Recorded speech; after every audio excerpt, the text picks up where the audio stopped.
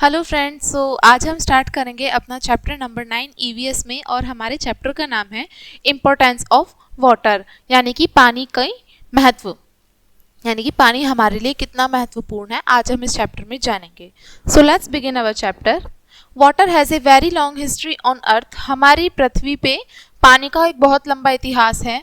In prehistoric times early humans learn to differentiate between clean and dirty water using sight, smell and taste. जो हमारे बहुत पुराने समय था, बहुत पुराने समय पहले जो पुराने ह्यूमंस थे वो पानी को कैसे पहचान पाते थे, गंदे और साफ पानी की पहचान कैसे कर पाते थे, देखकर और सूंघकर, ठीक है, और टेस्ट करके। दे अवॉइडेड ड्रिंकिंग, वॉशिंग विद और cleaning with bitter, foul smelling, dirty colored water, realizing tasteless, odorless, colorless, cool water was best। देखिए, मतलब जो पानी उनको लगता था कि पानी वो गंदा है, उसमें से स्मेल आ रही है, फाउल स्मेल आ रही है, तो वो ऐसे पानी का खाने में, पीने में और किसी भी चीज़ में इस्तेमाल नहीं करते थे। और उनके अकॉर्डिंग जो पानी ठंडा है, कलरलेस है और ऑर्डरलेस है, यानी कि जिसमें से कोई स्मेल नहीं आ रही, ऐसा पानी मतलब पीने के लिए बेस्ट मानते थे वो लोग। Around 1 lakh years ago, permanent human settlement arose adopting agricultural lifestyles। अब से करीब 1 लाख ईयर्स पहले जो मतलब परमानेंट ह्यूमन सेटलमेंट जो था वो होने लगा था, यानी कि लोगों ने घर बनाने शुरू कर दिए थे और उन्होंने उस टाइम के बाद में फिर एग्रीकल्चर, खेती करनी शुरू की। एग्रीकल्चरल लाइफस्टाइल्स यानी कि उन्होंने खेती करनी वहाँ पे अडॉप्ट की और वहाँ से वो लोग क्या करते थे, एग्रीकल्चर में वहाँ से आगे अपनी खेती शुरू की उन्होंने। Early villages located near spring and reverse. जो पहले के गांव बसाए थे लोगों ने वो किसी पानी के पास में ही बसे हुए होते थे, वो जैसे कि किसी झरने के पास में या किसी नदी के पास में, जैसे कि जेरिको। जेरिको एक जगह का नाम है जो कि किसी पानी की वाटर बॉडीज के आसपास ही बसा हुआ था। In Egypt scarce rainfall necessitated well digging for water access. Egypt में क्या था कि जब बारिश की कमी हो जाती थी, स्केयर रेनफॉल हो जाता था, पानी कम पड़ जाता था, बारिश नहीं होती थी ज़्यादा, तो उन समय पे उन लोगों को किसकी पानी को से मतलब पानी को बचाने की ज़रूरत महसूस होने लगी और वो पानी के लिए क्या करने लगे, जो एक्सेस पानी था उसको पानी में कुआं खोदते थे और उसमें पानी एक्स्ट्रा स्टोर करके रखते थे। Mesopotamians made stone rain water channels for continuous supply. Mesopotamians जो थे, जो मैसोपोटामियंस लोग थे, वो क्या करते थे, पत्थर का वो बना के रखते थे रेन वाटर चैनल्स, जिसमें कि पानी लगातार सप्लाई होता रहता था और पानी एक जगह जाके स्टोर हो जाता था। वो पत्थर का बना के रखते थे, यानी कि स्टोन के rain water channels. The Indus valley civilisation site Mohenjodaro has advanced water system Wales.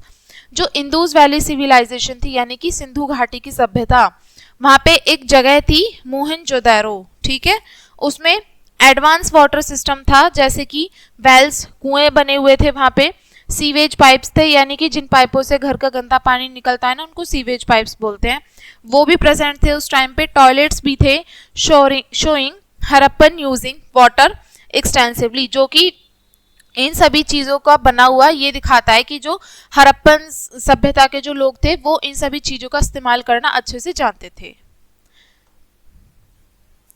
अब हम बात करेंगे over the next century ancient Greek and Romans built tank, sieve and filter for water. और जो अगली सदियां आने लगी, नेक्स्ट सेंचुरी आने लगी, जो एंशिएंट ग्रीक थे, पुराने जो प्राचीन ग्रीक थे और रोमन्स थे, वो टैंक बनाने लगे, सीव बनाने लगे और फिल्टर बनाने लगे पानी को छानने के लिए। Also start to boil to remove germ. और पानी की जो जर्म्स होते थे, उसमें जो गंदगी होती थी, उसको साफ करने के लिए बॉइलिंग का तरीका, यानी कि पानी को उबाल के छानने का तरीका, वो इस्तेमाल करने लगे पानी को फिल्टर करने के लिए। Historical record confirm wealthy Romans had running home water while poorer citizen using public fountains. देखो, रिकॉर्ड जो हमारे प्राचीन इतिहास में जो रिकॉर्ड हैं वो ये बताते हैं कि जो वेल्दी रोमन्स थे, वेल्दी यानी कि जो अमीर जो रोमन्स हुआ करते थे उस समय पे, उनके पास में, उनके घरों में पानी आता था। और जो गरीब हुआ करते थे लोग, जो गरीब नागरिक थे, वो पब्लिक फाउंटेन्स का इस्तेमाल करते थे। फाउंटेन यानी कि फव्वारा, जो पब्लिक के लिए सार्वजनिक रूप से होता है। जो गरीब थे वो उनको इस्तेमाल करते थे और जो अमीर लोग होते थे उनके तो घर में पानी आता ही था। Roman public bath connected to aqueducts much like Indian stepwell called baoli. और जो रोमन पब्लिक बाथ हुए करते थे वो किससे कनेक्ट हुआ करते थे? इंडियन स्टेपवेल से, जिससे कि हम बाउली कहते हैं। अब हम आगे जानेंगे बाउली होता क्या है। ये बाउली की एक पिक्चर है। ये बाउली बेसिकली एक मतलब वेल सिस्टम होता है। इसमें कुआं होता है बहुत गहराई में जाके नीचे की तरफ, और स्टेप्स बने हुए होते हैं, यानी कि सीढ़ियां बनी हुई होती हैं जिससे हम नीचे उतर सकते हैं और ऊपर भी जा सकते हैं। तो ये बाउली की पिक्चर है आपको। अब हम समझेंगे बाउली होता क्या है। Baoli in Hindi and vav in Gujarati refer stepwell found across north and west Indian state mostly now ruined. देखो, हिंदी में तो बावली कहते हैं और गुजराती में वाव कहते हैं, ठीक है। और इनका मतलब होता है स्टेपवेल्स। स्टेपवेल्स का मतलब होता है कुआं होता है और उसमें सीढ़ियां बनी हुई होती हैं चारों तरफ बहुत सारी, तो उसको बावली कह देते हैं। ये कहाँ पे पाई जाती हैं? नॉर्थ में और वेस्ट इंडियन स्टेट्स में पाई जाती हैं, जो कि आज के समय पर मोस्टली रूइंड हो गई हैं। रूइंड यानी कि पूरी तरीके से बर्बाद हो चुकी हैं, टूट चुकी हैं। Used for storing rain water in dry region and escaping daytime heat।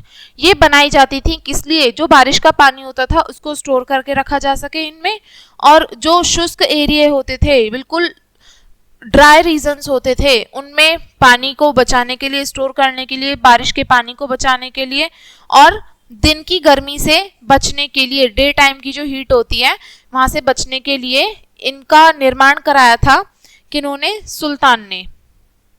ये सुल्तान बिल्ट जो स्ट्रक्चर हैं वो अंडरग्राउंड कनेक्ट होते थे। अंडरग्राउंड यानी कि जमीन के नीचे बिल्कुल कनेक्ट होते थे ये वाले बाउली। फेमस एक्सटेंट बाउली इंक्लूडिंग रानी की वाव। जो फेमस एक बाउली का नाम बताया है यहाँ पे, रानी की वाव, इन पतन गुजरात। और ये कहाँ पे है फेमस बाउली? ये है गुजरात में। अब फिर दूसरी है राजाओं की बावली, दिल्ली में है। अदालाज की वाव नियर गांधीनगर, ये गांधीनगर गुजरात में है। एंड द अंबर फोर्ट बाउली इन राजस्थान। और ये अंबर फोर्ट बाउली है कहाँ पे? राजस्थान में। ये आपको कुछ फेमस बाउली के नाम दिए गए हैं, आपको पता होना चाहिए कौन सी बाउली कहाँ पे प्रेजेंट है। अब हम बात करेंगे प्याओ के बारे में। प्याओ क्या होता है? Pyao means offering liquid to drink. प्याओ का मतलब होता है जो लोग हैं उनको पीने के लिए कुछ ऑफर करना, ड्रिंक करने के लिए कुछ ऑफर करना। Referring to quenching people's thirst, इसका मतलब है लोगों की प्यास बुझाने से। Sikh scripture mentions Guru Nanak offering water to weary traveller at Gurdwara Nanak Pyao. जो सिखों के जो ग्रंथ हैं वो ये बताते हैं, उनमें मेंशन है, बताया गया है कि जो गुरु नानक जो थे, जो गुरुद्वारे में जो लोग यात्री आते थे ना, मतलब ट्रैवलर्स आते थे, उनको पानी पिलाने की सेवा किया करते थे गुरुद्वारे में। ये ऐसा बताया गया है कहाँ पे? सिखों के ग्रंथों में। Through today tap water prevails in Indian cities, many modern Indian still draw well hand pump water. लेकिन आज के समय पे पानी कहाँ पे आता है? टैप में आता है, टंकियों में आता है सभी के घरों में, ठीक है। जो हमारे भारतीय शहर हैं सभी में पानी टंकियों में आता है। मैनी मॉडर्न इंडियन स्टिल, लेकिन आज के भी बहुत सारे लोग ऐसे हैं इंडियंस जो कि जो पानी होता है वो भी हैंड पंप से निकालते हैं, कुओं से निकालते हैं। कहाँ पे? गांव में मिलता है, ऐसी जगह जहाँ पे कुएं होते हैं ना, और हैंड पंप चलाए जाते हैं आज के टाइम पे भी विलेजेस में। और दूसरा आपको बताया है miles to across pond river and lake, और वहां पे भी उन जगहों पे भी वेल्स पाए जाते हैं, कुएं पाए जाते हैं और हैंड पंप पाए जाते हैं जहाँ पे कि पानी नहीं होता, बहुत दूर दूर तक लोगों को मीलों कोसों दूर चल के पानी लाना पड़ता है। ऐसी जगहों पे भी लोग किसका? हैंड पंप का और कुओं का इस्तेमाल करते हैं पानी को निकालने के लिए। ये आपको प्याओ की पिक्चर दी हुई है। अब बात करेंगे एग्रीकल्चरल वाटर, यानी कि खेती के लिए जल। Farmer rely on monsoon plus irrigation to adequate water crops. देखो, जो किसान होते हैं वो पानी के लिए किस पे डिपेंड होते हैं? बारिश पे, मॉनसून रेन पे डिपेंड होते हैं, और साथ में इरिगेशन, इरिगेशन यानी कि सिंचाई, सिंचाई करने के लिए मॉनसून पे डिपेंड है, हमें पता है। Differing soil type season and crop dictate distinct water needs.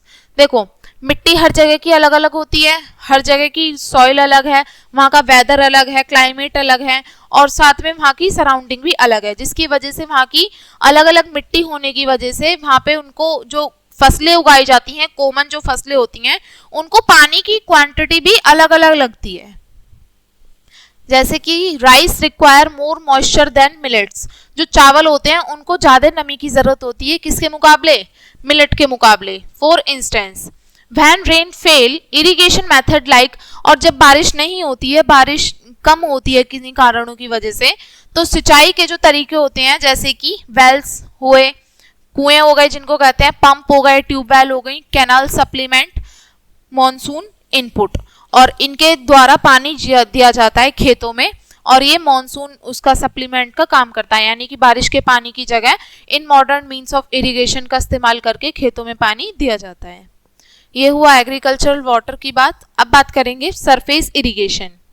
Surface irrigation loosely flood land distributing water unevenly. देखो सरफेस इरिगेशन होती है नॉर्मली, जैसे खेतों में नॉर्मली जो पानी छोड़ देते हैं ना ट्यूबवेल से, इसको सरफेस इरिगेशन बोलते हैं, ठीक है। और इससे नुकसान भी होता है, इसके फायदे भी होते हैं, नुकसान भी होते हैं। नुकसान तो इसका ये है कि जो हमारी टॉप लेयर होती है ना मिट्टी की, वो पूरी तरीके से गायब हो जाती है। भाई कहीं पे पानी जाता है, कहीं पे नहीं जाता, कहीं पे ज्यादा पहुंच जाता है, कहीं की जड़ें गल जाती है पौधों की, और कहीं पे पहुंच ही नहीं पाता, तो ये इसका नुकसान है।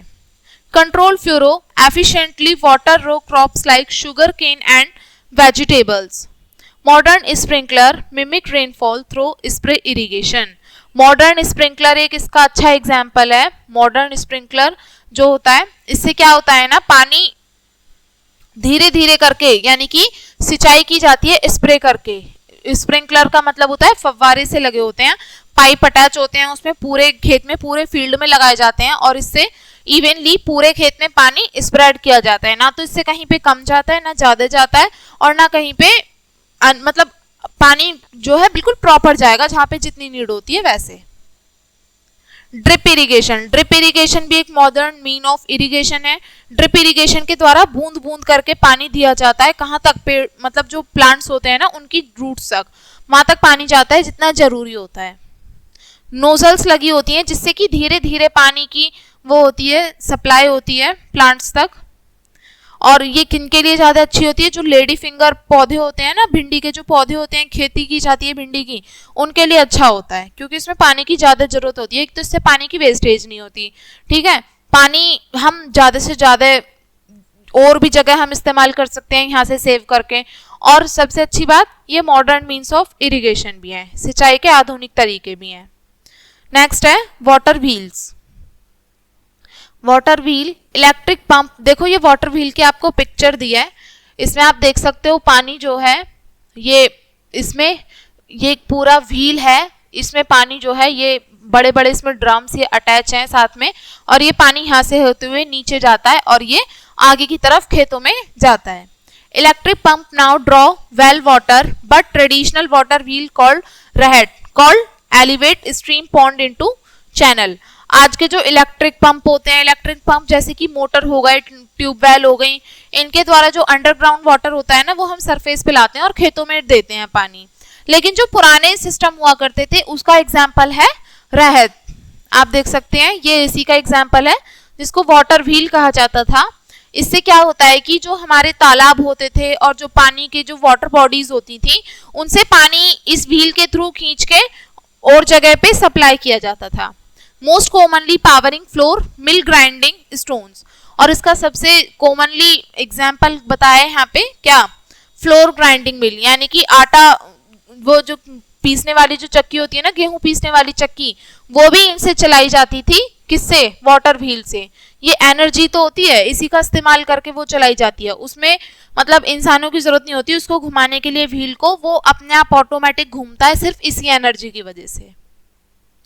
Flowing water spin paddle bucket to generate mechanical energy, a principle all applied in hydroelectric power plant.